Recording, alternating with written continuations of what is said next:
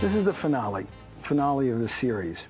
So we had been through all of these years, I mean, mind-boggling ups and downs and breakup and the birth of this daughter. And now the question is, what happens to this daughter? That has to be what the future is. That's right. And what does she become? And who is she? And she turns out that with this show, we find out a lot. We find out that she's become a filmmaker, like her dad, and who she's become is Janeane Garofalo.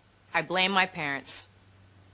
I've been engaged 4 times to 3 different men, and if you're doing the math, that's a lot of angry people. It sort of didn't have to be that, truthfully. We sat there going, how are we going to end this thing? And we had a room where any writer or either of us could take a 3x5 card and put a bad idea on the wall so that the whole room would be covered probably with millions of bad ideas, and maybe out of one of those would come a good idea. And there were probably 20 cards that said, Paul and Jamie are aliens, Murray is gay. Well, I don't know. Like, we just said we've got to bring this to some terrific so maybe ending. They move, maybe they have another baby. Is that an ending? So someone said something that made somebody else think of something that made us say, what if they actually were never married? Like maybe there would be something to that. You guys know I'm not really a minister, right? No. Well, okay. I'm not. Okay, at the official ceremony, we thought we were already married by you. We didn't even fill out the paperwork for that one. Didn't even fill out... You know what we wrote on the certificate? Lois Lane marries Humpty Dumpty. And as much as we're aware that there's an audience out there who, if they're watching, they're enjoying us and love these people, feel connected to these people, you don't want to let them down, and you don't want to slam any kind of terrible tragedy to, you know, just to eliminate the reunion show. So you want to give them a happy ending, but you don't want their life to be so perfect and polished that everybody at home goes, wow, that's, I guess... I'll never be like them. Never be like them. And so the idea came of, well, let's jump ahead to the future, that the daughter, that was the structure, the daughter is making this movie about us, looking back, and you'll see us as you've seen us for 7 years and a couple of years into the future. Paul and Jamie? I don't know if you've been keeping track, but this is your 1,000th therapy session. Is that true? Yes, it is. Dear God. Wow. 1,000? Wow, so that's like... 10 glorious years. Huh? No, I know, but that... $116,000. And they have all these ups and downs. I think if we hadn't gotten Janeane Garofalo, it almost wouldn't have worked, because you needed somebody that had sort of as much weight as we had, and we had 7 years to earn our stripes for an audience, but she comes in and is just so who she is, and you somehow believe that she does what he does for a living. You believe that she's a kid raised in Manhattan, and it was she very just touching. did such a good job, and she was so open. We knew that we needed a story that took place in the here and now to run through it, which turned out to be this idea of they were never actually married, and does that matter, and should they get remarried, which is pretty small compared to all the other ones. Do they have another kid? Do they ever break up, and if so, is that forever? What happens to the other characters? And she just did such a beautiful job, and one of the stories was that she and I had been locked in a mother-daughter battle her whole growing up, and for her to, like, she just looked in the camera, opened up to the resolution of this story that an audience for 7 years never existed for them, was really, she just did, I think, a great job. And it suddenly gave a new perspective. I was sitting there thinking, wow, she was so real that I believed that this woman who I've been with, not only Helen, but Jamie, this became that mother, and I understood why this girl was as messed up as she was. You know, everybody contributed to it, and then Helen and Victor Levin and myself sat in when we sort of structured it, and it was kind of mind-boggling because, well, this happened 4 years in the future, then this is 2 years ago, and then this is 8 years. And then the three of us organized it, made a story out of it.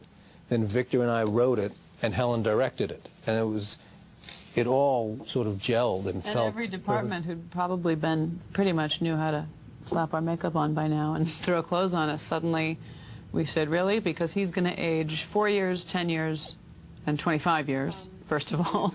Second of all, you have to do something subtle with the wardrobe so that when we suddenly are flashing only 4 years behind what we just did, we'll know where we are. And I knew that if the makeup was good, if the makeup was great, that would be lovely. If it was bad, the show was ruined. And the legacy of the show, in a funny way, is ruined because you kind of, what you leave people with is what you leave people with. And so we did a lot of makeup tests, and hard, you know, it's a thing that you kill yourself in a huge budget movie to get right aging makeup, and we had us aging, you know, over a long time. So every department sort of stepped up, which I think took our minds off of all the weeping and that we would be doing, saying goodbye to each other, because we suddenly were like shooting a movie all of a sudden. Well, they keep up with the hearse.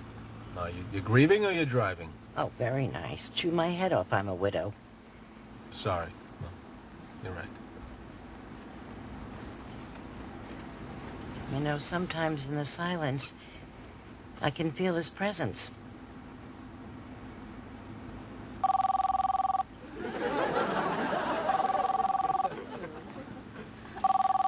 Couldn't be sorrier.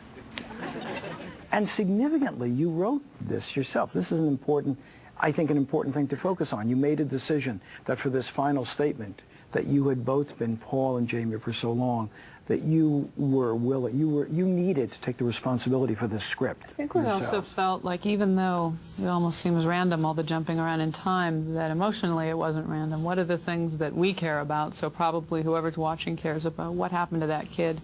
What were their greatest disappointments? How bad did it get? How good did it get? What happened to Anne Ramsey and John Pankow? Did they have to lose a parent? You know, all those, the things that if we had done another 7 years we would have looked at. Since we weren't going to do another 7 years, could we possibly in 1 hour touch on those things? And I think that we all felt like, what are we going to be careful? We're out of here. Let's not be glib. I just want to say, if I did change in some way that made you feel... No, hey, no. You don't have to. Okay, so you take care of yourself. You too. Okay. I had a little...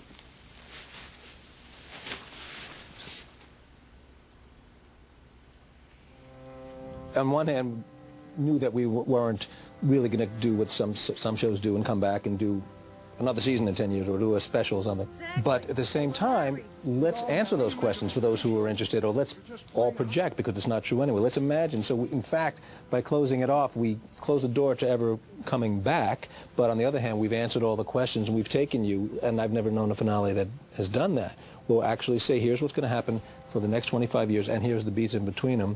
And yes, everything ends well. The montage at the end, I sort of looked at montages as like some cheesy form of movie making, I think, but it seemed like, just for myself and whatever 10 million people were watching, to somehow, we'd had this form, and to somehow begin to say, okay, now we're all going to go and scatter back into our real lives, or these characters, you know, aren't going to be showing up every week, to suddenly be able to go to a park, to be at the beach, to see, oh, right, if they're real in a way that is... Outside the studio. Yeah, that is outside this form that we're used to. It seemed both sentimental in the good way and kind of like a see you later in a good way, to say they are now going to have lives that we aren't part of anymore, but they'll be three-dimensional and rich and... Don't worry about us. Yeah.